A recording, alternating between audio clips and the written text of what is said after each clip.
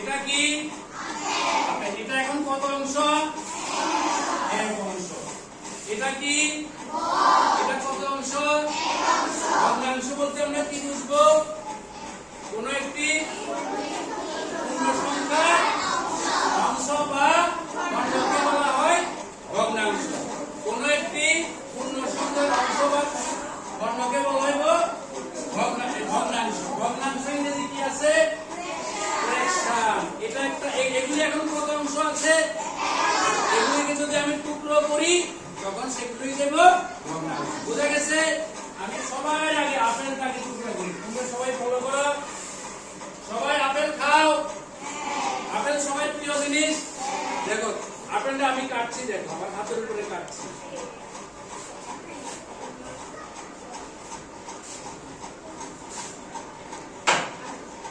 দেখো এখন সমান মাঝখান দিয়ে কেটেছি। এটা কত অংশ? এখন দুই ভাগে।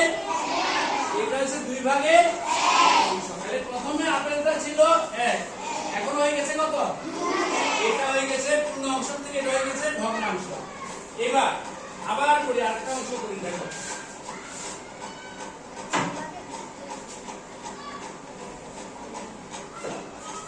দেখো আবার সমান দুই ভাগে ভাগ করেছি। এখন এই যে ছোট অংশগুলি, এগুলি প্রত্যেকটা কত অংশ? 4 ভাগে। আবার যদি আমি মাঝখান দিয়ে ভাগ করি প্রত্যেকটাকে, সেগুলি যাবে 8 ভাগে 1 অংশ। তাহলে এখন এগুলি কি হয়ে গেছে? ভগ্নাংশ। আমি যদি এগুলিকে আবার জয়েন করি, দেখো খুব সুন্দর একটা খেলা। যদি এগুলিকে আমি যুক্ত করি আমি আবার কি পেয়ে যাব? আবার পুরো আপেলটা পেয়ে যাব। দেখো দেখো সবাই একটু ফলো করো। দেখো আপেলটা যে টুকরোগুলিকে আমি একসঙ্গে করলাম, পুরো আপেলটা এসছে নি? আবার পুরো আপেলটা এসছে। এটা হয়ে গেছে আবার 1 অংশ। বুঝছেন? আবার যদি 4টা পার্ট করি সেটা হয়ে গেছে প্রত্যেকটা ভগ্নাংশ। তাহলে পূর্ণ সংখ্যাকে যখন আমরা অংশ করি, খণ্ড করি, তখন সেগুলি যাবে কি? ভগ্নাংশ। এবার বলটাকে যদি আমরা এভাবে ভাগ করি, অর্ধেক প্রথমে 1 ভাগ করি, সেটা হয়ে যাবে ভগ্নাংশ। ঠিক আছে? বলটা ভাগ করলে তো তোমরা এটা খেলতে পারতো না, এটা দিয়ে খেলা পেতো না। ঠিক আছে? এবার দেখো এখানে একটা বৃত্ত আমি এঁকেছি। বৃত্তটাকে আমি কি ধরলাম? 1 অংশ ধরলাম। সবাই বুঝতে পেরেছ? বৃত্ত মানে সার্কেল। এটা কয় অংশ ভাগ করা আছে? সমান 4 ভাগ করা আছে। বুঝতে পেরেছো সবাই? আমি যদি মাঝখান দিয়ে সমান ভাবে এটাকে অংশ করি, ভাগ করি, তো সবাই একটু ফলো করো আমার সঙ্গে। সবাই একটু ফলো করো। কিভাবে বসো, তোমরা বসো। দেখো ঠিক দাগের উপর দিয়ে কাটছি, তাহলে সমান ভাগে ভাগ হয়ে যাবে।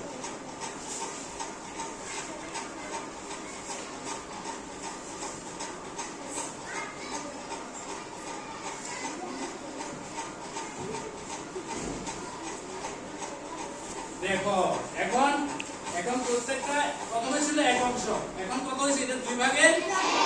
এখন এটা ছিল পুরো অংশ, এখন এটা ভগ্নাংশ হয়ে গেছে। এবার এটাকে যদি আবার আমি সমান 2 ভাগে ভাগ করি,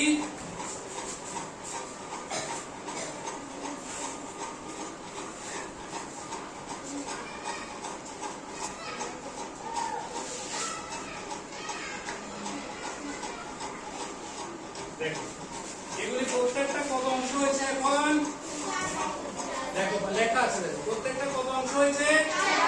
4 ভাগে 1 অংশ। 4 ভাগের 1 অংশ থেকে যদি আমি যুক্ত করি, আবার দাঁড়াও করছি আমি।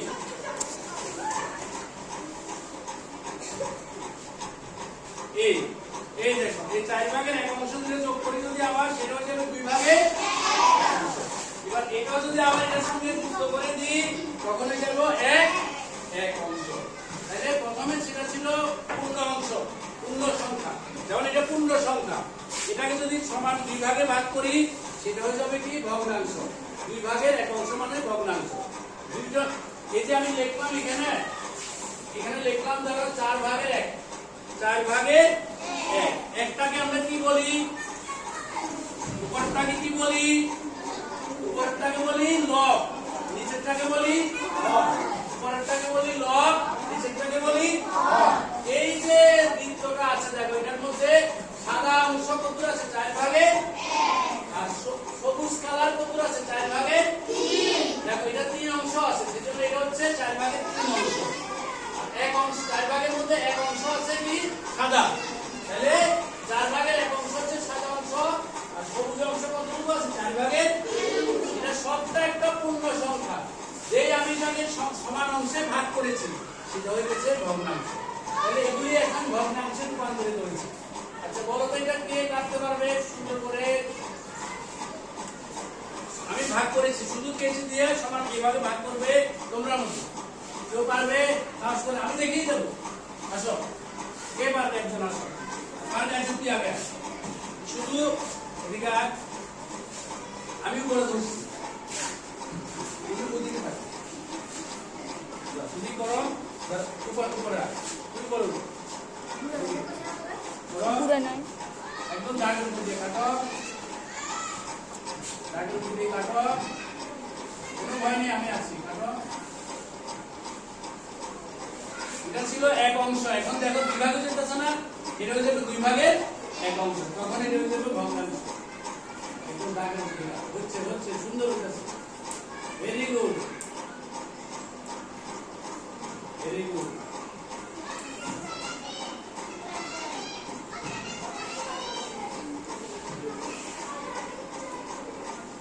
খুব সুন্দর হচ্ছে। ওর নামটা কি? হ্যাঁ হ্যাঁ দেখো সায়ন হোসেন, সায়ন হোসেন খুব সুন্দর করে এটাকে 2 ভাগের 1 ভাগ করেছে। কি বলছেন? একটা হাততালি।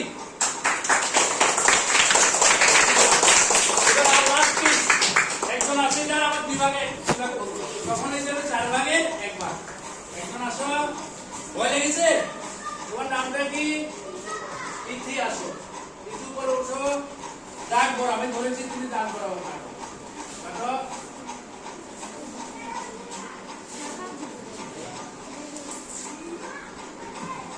চলছে,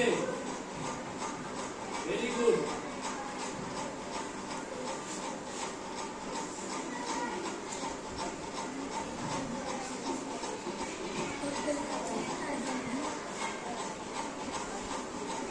হচ্ছে সুন্দর, খুব সুন্দর। তিথির জন্য একটা হাততালি। দেখো কত অংশে একটা, কত ভাগের কত অংশ এখন 4 ভাগের, আর এটা কত ভাগের কত অংশ না এটা এটা এটা এটা তো অর্ধেক করেছি, এটা 2 ভাগের 1 অংশ। দেখো এবার মজার ব্যাপার, এটা একজনে ধরো, তুমি ধরো, এটা ধরো, উপরে উঠো, ধরো এটা। দেখো এটার সঙ্গে আমি যদি এটা যুক্ত করে দিই, দেখো দুইটা মিলে যাবে। আবার দেখো